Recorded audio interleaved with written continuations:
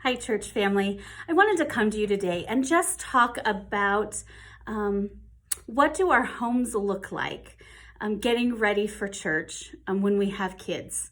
It's a different experience today than it was just a few weeks ago, and I know you all feel that.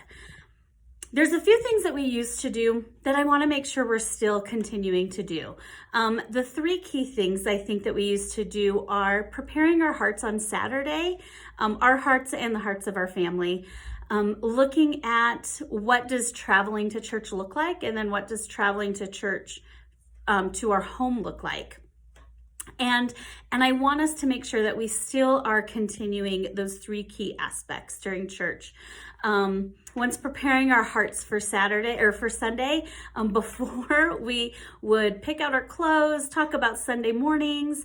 Now we need to continue to do that, but we need to prepare our space for Sunday mornings. So take advantage of that on Saturday to do that as a family. If you're meeting in your living room, take the time Saturday night to clean up your living room as a family. Take down the forts that you built Saturday during the day, or pick up the popcorn crumbs from the movie that you just watched. Maybe set your Bibles out so that you guys are ready for Sunday morning service. On Sunday morning, you used to have that time driving to church to talk to your kids about what church is going to look like. Please, thank you. Listen to your teacher. If you're really good, we'll get you a donut.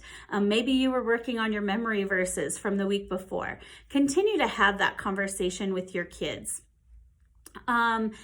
Maybe get to your living room 10 minutes before service so that you guys can sit and talk about those things. So that, again, you're just preparing yourselves for the worship that you guys are about to experience. During service looks a little different as well. When you were coming to church, your kids were going to the children's ministry, you were picking them up after, and you had that drive home to talk about what they learned. But now they're with you. So know that it's okay. They're not going to be able to sit still with you the entire time. So your expectations of that may have to change a little bit. And that's okay. It's about preparing yourself and your kids and their time with different activities. First, have fun with worship. If your kids want to get up and jump and dance and sing super loud to the songs, do it. Maybe you want to join in with them. I provide activity sermon notes in the activity packets that you guys picked up, and that's a great tool to use during the message for maybe second graders on up. If your kiddos are younger than that, you're gonna have to be a little creative with your activities. Maybe you have an activity bucket that you can bring out so that they have some nice quiet toys that they can play with while you guys are sitting there during the service. Maybe it's blank pieces of paper so that when Don is giving his message, they're drawing what they're hearing. So if Jesus is walking on water, they're drawing a picture of Jesus walking on water, or what it looked like when Peter was walking out to meet him. It's a great way to keep your kids still present, still worshiping and spending that precious time together, and still learning and staying active. That's what they want to do, is to be active. So if we can create those moments for them, it's going to be super beneficial for your family and for your kiddos, and they're going to enjoy the time together. After service, where you guys would be driving home and talking about what your learning was, don't let that stop.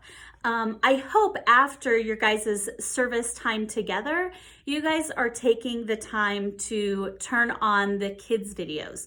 We're posting videos on the website, on the app, as well as our Facebook page, MVF Kids, so that you guys can easily pull them up and watch those videos with your kids or your kids on their own. I've heard some parents are playing those videos while the parents are cooking breakfast for them. I think that's awesome. Then it gives you guys a time to sit around the table while you're having breakfast and talk about what they learned on the kids' videos, what they learned during service with you, and you're continuing to engage those conversations.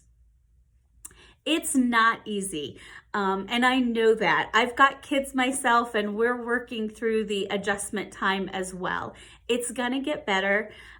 Just make your time with them intentional. Don't be afraid to change your expectations and still allow them to have fun, but to do it in a quiet manner so that you're still learning, they're still learning, and that God is getting the glory in the end. We love you guys, and we sure miss seeing you face to face. But keep up the good work. Keep loving on those kiddos, and we will see you soon.